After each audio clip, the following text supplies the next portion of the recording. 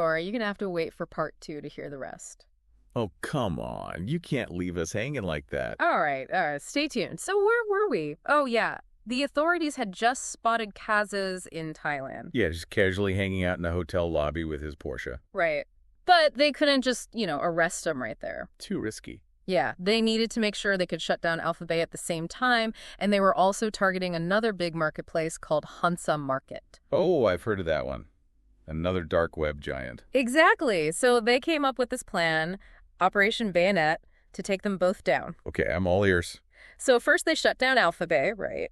And then they kind of intentionally let users migrate over to Hansa. Oh, smart. So Hansa was already under their control. Yep. The Dutch authorities had already taken control of Hansa. They were basically running it as like a honeypot. Wow, that's incredible. So all these criminals thinking they're finding a new safe haven, but they're walking right into a trap. Exactly. It was a brilliant move. So what about Cases? What happened with him? Well, they had to be really careful with him. They staged this whole car crash outside his house to distract him.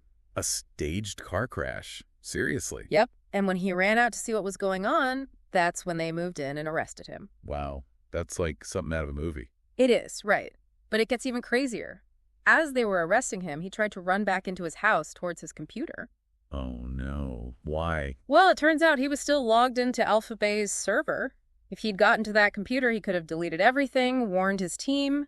Who knows? That was a close one. It was, but the officers managed to stop him just in time. They got him, and they got access to the Alpha Bay server. Talk about a double victory. So that was it, the end of Alpha Bay and Hansa Market. Pretty much, yeah. It was a huge blow to the dark web at the time. I mean, they seized something like $23 million from cases. 23 million. That's insane. It is, right?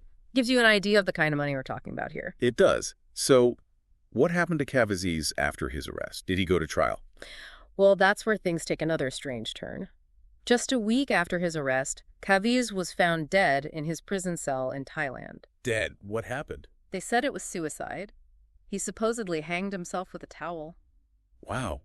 I mean, I guess facing all those charges, the pressure must have been immense. Yeah, it's not hard to imagine. But of course, there are always conspiracy theories when someone like that dies under mysterious circumstances. Like what? Oh, the usual stuff. That he was silenced, that he knew too much, that someone didn't want him talking. I guess we'll never know for sure. Probably not. So we've got this mastermind criminal living this double life, a dramatic arrest, millions of dollars, and then a sudden death in prison. It's wild. It's like a movie. It really is. Okay, so they shut down Alpha Bay, they shut down Hansa Market. Did that actually stop the illegal activity on the dark web? That's the big question, isn't it? So, big question. Did shutting down Alpha Bay and Hansa make a difference? I mean, did it actually stop the illegal stuff happening on the dark web? It's tough to say for sure. I mean, it definitely disrupted things for a while. Yeah. There were all sorts of, knock-on effects, like supply chains got messed up, prices went crazy for a bit, buyers and sellers didn't know what to do, where to go. So it wasn't just the criminals who felt the impact. No, not at all. It was like this whole ecosystem that got thrown out of whack. So it made an impact. But did it stop the dark web? Not really, no. I mean, new marketplaces popped up pretty quickly to fill the void. Oh, so it's kind of like whack-a-mole. Kinda, yeah. You shut one down, another one pops up. The demand is still there, People still want to buy and sell these things. Right, that makes sense. But I imagine it at least sent a message, right? Like to the other dark web operators. Oh, absolutely. It showed that law enforcement was serious, that they were willing to go after these marketplaces no matter how big or how sophisticated they were. So it was a win for law enforcement, but not a total victory. Yeah, I think that's a good way to put it. It was a major battle, but the war is still going on. And I guess it's a war that's constantly changing, right? Like with technology evolving all the time and criminals finding new ways to stay hidden. Oh, absolutely. It's a constant game of cat and mouse. The dark web is evolving, law enforcement is evolving, and it's not just about technology, it's about understanding the psychology of these criminals, too.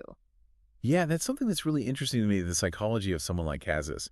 Like, on the surface, he seemed like a pretty normal guy, but underneath, he was running this massive criminal enterprise. How do you reconcile those two sides? It's fascinating, isn't it? And I don't know if we'll ever really have a complete answer, especially with Kaz gone. Right. It's kind of a reminder that the dark web is ultimately a human thing. It's all about human choices, human desires, good and bad. Well, this has been a pretty incredible journey into the dark web, hasn't it? We've seen how Alphabet rose to power, how it was brought down, the mysteries surrounding Alpha 2. It's been quite a ride. It has, yeah. And it's a reminder that the dark web is still out there. It's this hidden world that most people don't even know about, but is having a real impact on our lives. Absolutely. So what are your thoughts on all of this? What questions do you still have about the dark web? Let us know in the comments below, and be sure to subscribe to The Deep Dive for more deep dives into the most fascinating and sometimes disturbing corners of the internet. See you next time.